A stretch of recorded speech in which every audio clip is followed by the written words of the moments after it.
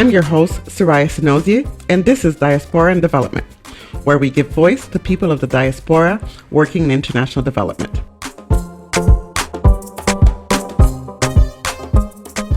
My guest today is Christa Michaud. Following the 2010 earthquake, she spent 2 years living in Haiti, assisting with post-earthquake relief and development efforts throughout the country. Currently, Christa is a Senior Development Officer on the Major and Principal Gifts team at Partners in Health, a social justice nonprofit that provides high-quality health care to those who need it the most. In addition to helping generate the funding needed to support PIH's mission, Christa also contributes to several of the organization's equity, diversity, and inclusion initiatives. Before transitioning to the nonprofit sector 13 years ago, Christa spent more than a decade working at marketing communication firms across the Midwest, developing and managing multi-million-dollar advertising, public relations, and global brand campaigns. She holds a Bachelor of Journalism degree from the Missouri School of Journalism at the University of Missouri-Columbia. Christa is a member of the Gamma Zeta Omega chapter of Alpha Kappa Alpha Sorority Incorporated, and she's also a member of the 100+ Women Who Care Miami Beach. Hello, Christa. Thank you for joining Diaspora and Development today. We're very happy to have you. Thank you so much for inviting me, Soraya. I'm happy to be here. Christa, can you tell us about your career trajectory? You started in the private sector. What motivated you to join the development world? Wow. So I've had, I would say, an indirect journey to the development space. I studied journalism in college and then started my career in the advertising and public relations space. And really, I would say what motivated the switch was a layoff that I had in 2009. I was working for a brand communications agency. During that time, there was economic downturn, layoffs happened, and I found myself without a job and sort of reflecting on my career and what was really important to me. So I took a little bit of time off just to think about what my next steps would be. And soon after that, the earthquake happened in Haiti, January 12, 2010. And I was sitting at home watching the news about the earthquake, like so many of us were, and just really felt motivated to do more than sit on my couch. And I certainly had the time to do that. And at that time, I'm not really sure why, but for some reason, just donating didn't seem like enough. And so 6 weeks later, I found myself in Haiti, in Léogâne, which was the epicenter of the earthquake, working Wow. for. 6 weeks after in Léogâne. And how did that happen? I had reached out to a few people just saying that I was interested in going to Haiti. Of course, most organizations, and we can, sort of get into that debate, you have to have certain skills in order to go and volunteer. In this particular organization, you could volunteer with, whatever skills you brought to the table. You didn't have to go through any sort of training. And while now I may think slightly differently about that, it was a really great way for me to go and be on the ground helping people start to recover and rebuild their lives. Perfect. So this influenced your desire to continue work in international development? Yes, I really learned a lot during my time in Haiti. So what happened was when I went to volunteer, I went for 10 days initially. I came back home fully expecting to, get my life together and get back into what I was doing before in marketing and advertising. And I just couldn't get Haiti off of my mind. And so I ended up doing a second volunteer stint and then a third volunteer stint. And it's during the third one that I ended up staying in Haiti for 2 years. And then just seeing everything that I saw, sort of opening my eyes to the ability to use the skills and knowledge that I'd gained through marketing in a different way, just opened up my eyes to a new career path. And that's what led me then to development. After I volunteered for a while in Léogâne, working on community-based projects with women's organizations, community-based organizations, working on children's activities and at a tent hospital that was set up in Leogan. I then started applying for jobs and got my first job at a very large international NGO that was working in Haiti at the time. And that really sort of set me off on a different career path. Many people have talked about Haiti being quote unquote the Republic of NGOs. Did you get that feeling when you were in Haiti? Were there too many organizations doing too many things? What was your impression? Oh, yeah, definitely the Republic of NGOs. There were a lot of people in that first, I would say, year, especially after the earthquake. You couldn't go anywhere without meeting someone that worked for an international NGO. And that was also my first exposure to the UN cluster system. And so I had an opportunity to start going to some of those UN cluster meetings. That opened my eyes to the fact that the people that were being affected by certain decisions were not the ones that were in the room, and oftentimes not even consulted on decisions that would affect their lives. And so that was a big education for me in really sort of understanding the development world and the role that local people could play if they were given the opportunity to do so. And the organization that you worked for immediately after, was it an organization? What was the name of the organization? The one that I volunteered for is now called All Hands and Hearts. At the time, it was called All Hands Volunteers. And my first job after that, where I was actually getting paid, was with BRAC, which is an international NGO with its roots in Bangladesh. Interesting. And now you're with Partners in Health. Can you tell us a little bit about your role in Partners in Health? Yes, I've been with Partners in Health for almost 5 years now. I'm a senior development officer on the major and principal gifts team. So my responsibility is resource generation, really to make sure that we have the funding that we need to support the projects that we do at our 11 care delivery sites around the world. I work mostly with ultra high net worth individuals, wealthy individuals, people who have the capacity to give 6 and 7 figure gifts. And gifts of that size can really make a transformative impact in the countries that we work in. And how does Partners in Health work? Many of us who are in international development and some who support development initiatives are a bit skeptical and do not see much change. Can you highlight any of these programs and how they work and why they work? What I really appreciate about Partners in Health is the partnership aspect of it. I mean, Partners is built into the name of the organization, really highlighting the partnership with the community that we work in, highlighting the partnership with the people who support us, partnerships with governments. We work very closely with ministries of health in all of the countries that we work in. So it's an organization that doesn't just come in and start working somewhere and dictate things and then, afterwards disappears and you never hear or see from anyone from the organization again. One of our mottos is we go, we stay, we build health systems. And that's exactly what the organization does.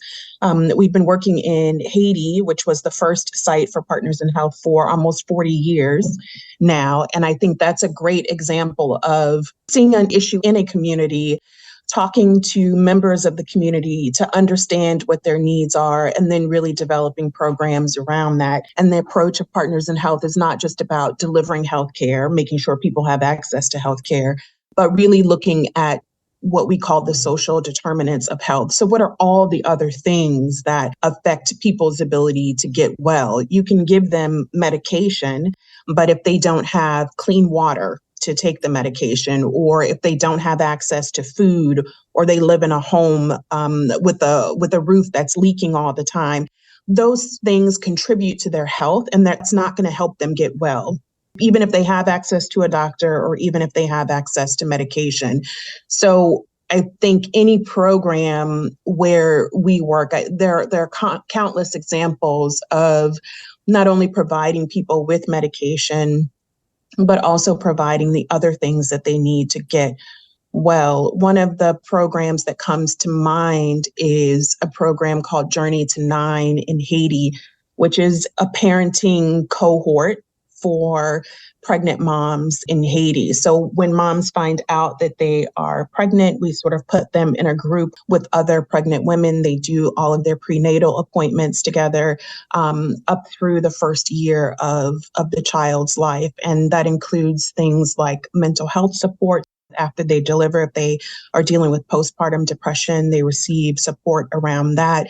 They receive stipends to travel to the hospital for their appointments if they need it. There are community health workers who are going to their homes, not only to make sure that they show up for their appointments or finding out what happened if they missed an appointment, but if they're struggling with access to food, for example, making sure they have the nutrition that they need for healthy fetal development, and then after the child is born for their child's health and nutrition. So that's just an example of a program that provides various wraparound services to support a mom through all stages of pregnancy and then the first year of the child's life, which we know is very critical for infants and children. Thank you. And does the capacity stay within the country? A lot of these organizations, sometimes they work by coming in with their people and then leaving with their people, and sometimes not working with local government or local organizations. How does it work? Does the capacity stay in? Do you work with local government? And I suspect local health partners because of your name. Yes, absolutely. We work very closely with the Ministry of Health in all the countries that we work in. And the vast majority of the staff in the countries that we work in are from those countries. So in Haiti, for example, 99% of the staff that work for us in Haiti are Haitian nationals. And the same can be said for Sierra Leone, Liberia, et cetera. There are some capacity issues in certain specialties. And so sometimes there are expats that fill those positions. In Sierra Leone, for example, I think there are 2 psychiatrists in the entire country. So that's obviously a gap in capacity that we are working to build. But while we're working to build that capacity, there may be, a psychiatrist or mental health professional from another part of Africa that needs to come in and help fill the gap. Or there may be training or professionals that need to provide assistance from the US or other places around the world. So when it's not possible, or while we're building capacity in an area, sometimes there are expats that need to fill those gaps. But we do work very hard and closely with communities and the Ministry of Health to build that capacity locally. And why does Partners in Health, in your opinion, have such a different philosophy and approach? Where does that come from? That definitely comes from the founder, our late co-founder, Dr. Paul Farmer, who was an infectious disease expert and anthropologist. He went to Duke and Harvard and all these prestigious universities, but he credits a lot of his learning with communities and people in the countries we work in, especially in those early days for Partners in Health, like Haiti and Peru. And I think he just found value in listening to what people who live there and know best have to say, and then trying to figure out how to bring some of their ideas and knowledge to life. There's no lack of imagination or knowledge in a lot of the communities we work in. Sometimes it's just a lack of resources and how to bring things to bear. So I think that's why Partners in Health has the philosophy that we have, is that comes directly from our visionary co-founder, Paul Farmer. Yeah, Mr. Paul Farmer is a personal hero of mine. And I thought when I went into international development, that would be the approach that I would see the most. And, sometimes that's not what you see. A lot of times people think that people are expecting and are waiting for them to save them. But they've been dealing with different issues in their countries for years and years, and have found ways to deal with it. So it's very interesting to see Paul Farmer's approach at work with Partners in Health. Can you tell us about the challenges of raising funds and working on programs in the current climate in Haiti? Yeah, it is a bit of a challenge right now to raise money in Haiti. There is some donor fatigue. There also is some lack of clarity around sort of what the way out of the crisis is that I think makes people hesitant to give to Haiti right now. But we have been working around those challenges by really demonstrating the heroic efforts that our team is going through to continue delivering care to people who need it most. I'm always inspired to hear from my colleagues at Zami La Santé, as Haiti is known, as PIH is known in Haiti, about the extraordinary efforts that they are taking to show up for their patients every day. You know, a lot of them have said, if someone is going to risk their life to come here to receive care, then we need to be here for them. And so I think just sharing those stories, being transparent with people, but also showing people, you know, a bit of optimism as well kind of helps us overcome those challenges. And there's nothing, you know, that we are going to do to stop raising, you know, money for Haiti and shedding light on the situation that's happening there and just all the historical factors that have contributed to where Haiti is now. So we've been very deliberate, very intentional about educating our supporters and donors about why things are the way they are and what they can do to help without dwelling on the situation too much. And your donors are from where? And do they represent the diaspora, or do they represent people who have an interest in supporting international development initiatives? It's a mix of both. Most of my donors are in the United States.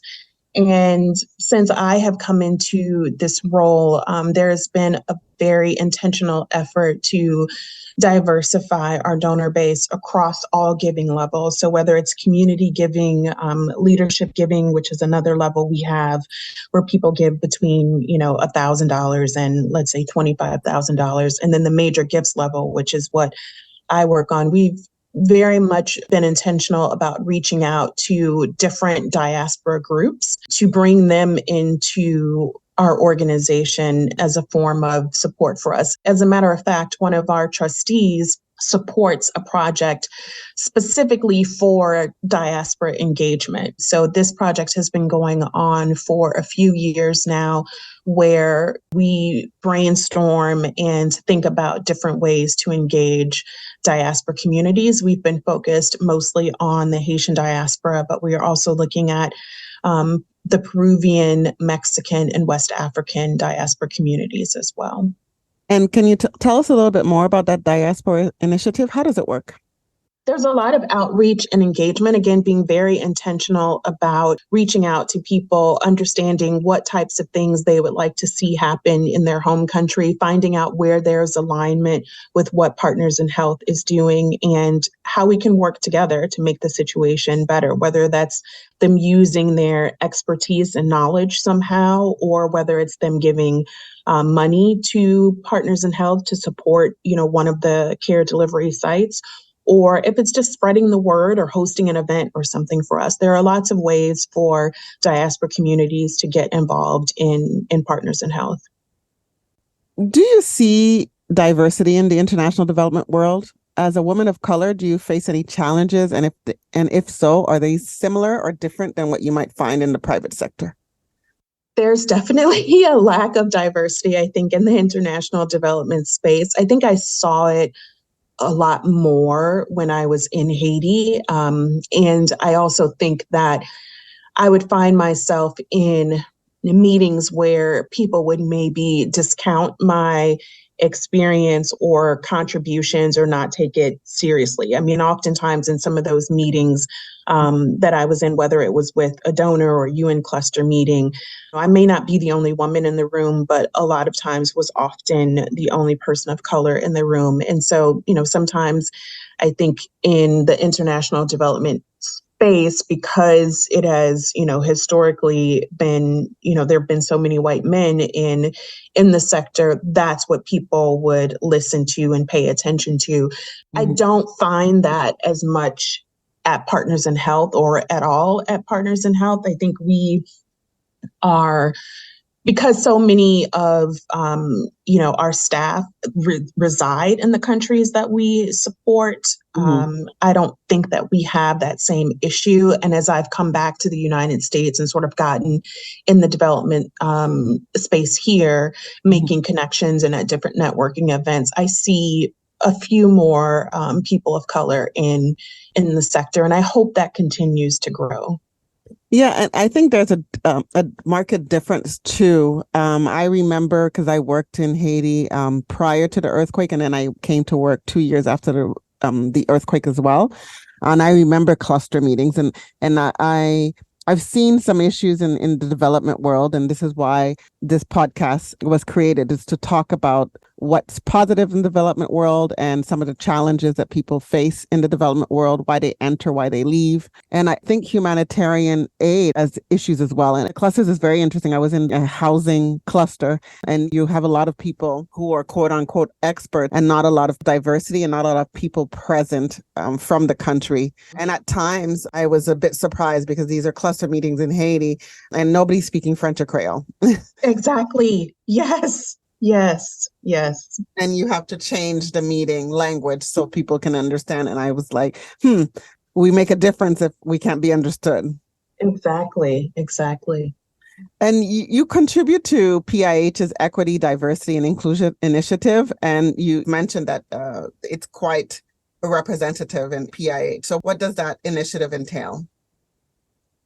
Yeah, so we had an anti-racism group, a decolonizing global health group, and we also have several employee resource groups. I think one of the things, again, that I think is rooted in Partners in Health is an understanding of how slavery and colonization really impacted the countries that we work in, and how that history of oppression has led to some of the health inequities that we see around the world. And so I think it's just for us trying to make sure that we are living up to our values across the board. And a lot of these initiatives really focus on making sure that, power is not centered in one place. It's not centered in the US, for example, or with one group of people, making sure that we are intentional about the people who are giving to Partners in Health. Do we, have a diverse donor base? And if we don't, how can we improve that? Do the employees of color who work at Partners in Health, do they feel like they're bringing their full selves to work? And so I think we've had some very honest conversations around that and looked for ways to make some improvements. And one of the things that we did is, there were several Black women. I started working at PIH in 2018, September of 2018. And at that time, every once in a while I would travel. I was remote at the time, before it was cool to be remote. And when I would travel into the Boston office, maybe there were, I don't know, maybe 3 other Black women that I would see. And over time, that number grew and grew and grew. And we just started getting together on our own, particularly during the pandemic when everyone was virtual.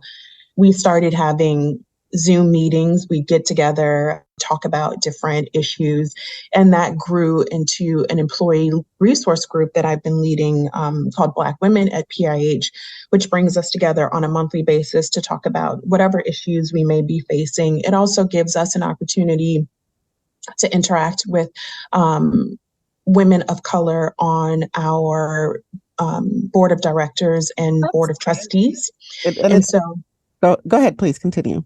And so that's just a really great opportunity for us to connect. We've had, a guest speaker come in after we've read her book. We had one of our trustees come and speak to us. So it's just a great opportunity for us to carve out, a space for us to connect and really learn from and support each other.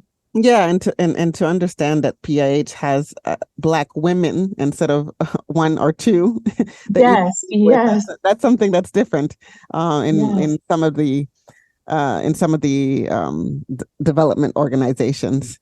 Yeah. Um, do you think international development works? If so, why? And if so, why not? And what do you think can make it work better? I think it really depends on the organization and their approach. I've seen it not work when people come in um, and force solutions that may have worked somewhere else and been very successful in another country, but that doesn't mean that they're going to be successful in the next country. So I've seen a lot of situations where people don't take the time to understand the context that they're in and sort of force solutions in that don't end up working. And so everybody's time, money, everything is wasted as a result. And in those situations, that approach was ineffective and didn't work. But I have seen other situations and circumstances where when you allow the community to lead their own development solutions, I think you get a totally different result. And a quick example I will give you is at the time that I was living in Haiti. So I lived there for 2 years, then came back to the US, and then went back and would go back and forth consulting on different projects after that. And there were a lot of chicken projects, like broiler chicken projects. So people would have, chickens in their backyard for the eggs because of the protein and all these things that they provide. Well, there was an organization that was bringing in chickens from a different country. I can't remember what country it was from, but these chickens were not suited to the environment of Haiti. They also needed a special feed that was expensive. So, yes, people were making money from selling eggs from these chickens, but they were only making enough money to buy more feed.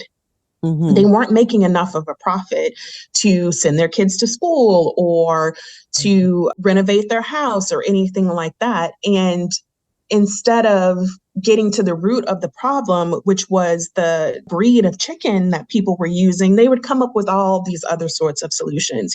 Maybe you can make the chicken feed, in Haiti, or maybe people could pool their money and buy chicken feed together and divide it up. And those are okay solutions. They're temporary solutions, but they're not getting to the root of the problem, which was you brought in chickens that were not accustomed to the local Mm-hmm. environment. And so I think those sorts of situations where people are not listening and they're putting band-aids on problems, that's when Or development creating doesn't. new problems or creating. Exactly. That's when development doesn't work. And that's interesting that you mentioned this program because when people started really looking at international development in the 1970s, et cetera, I remember a situation where they brought in cattle, I believe in Haiti as well, and the cattle were not adapted to the country. So it's interesting to hear in the 2000s that we're making the same mistakes that we made in the 70s. Yes.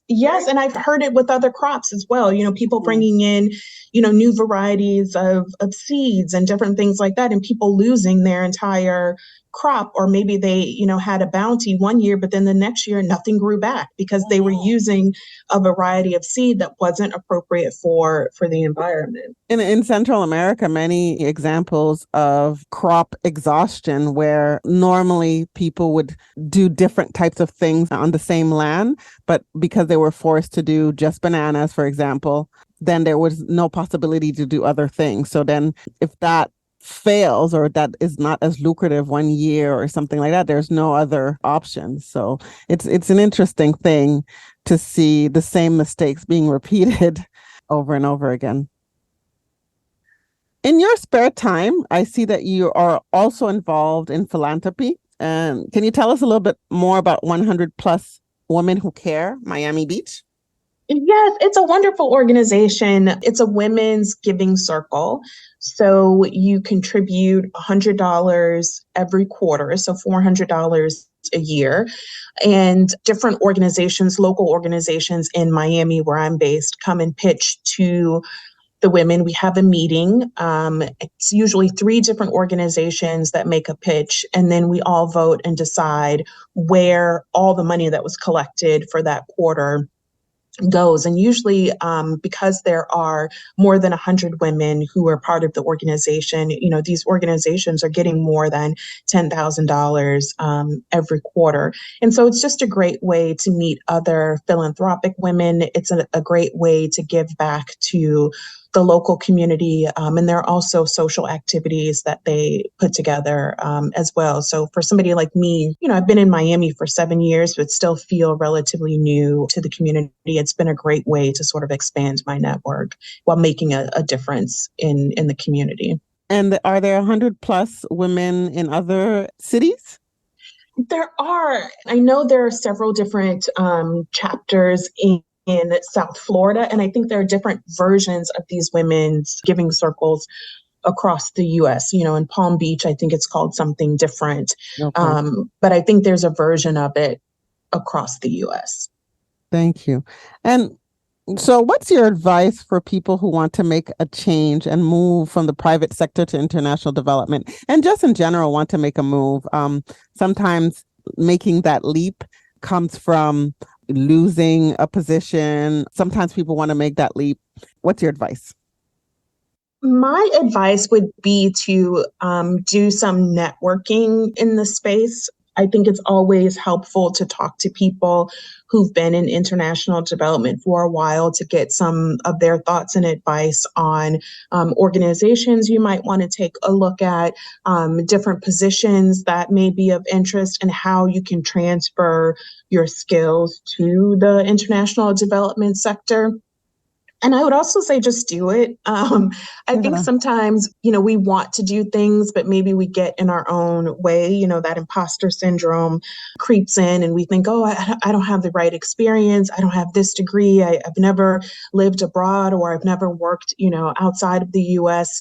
But you still have something to bring. You have your lived experience to bring to the table. You have all the skills and knowledge that you've gained from your career and education to bring to the table. So just do, some research, make some connections in the sector, and find out, which organizations and missions align with your values and what you're passionate about, and just go for it.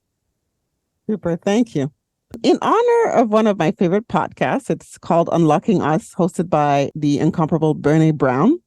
Can you please share with us the last TV show that you've binged and loved, your favorite movie, a concert that you'll never forget, what's one of your favorite meals of all time, your get up and dance song, and who is your hero and who do you look up to and why?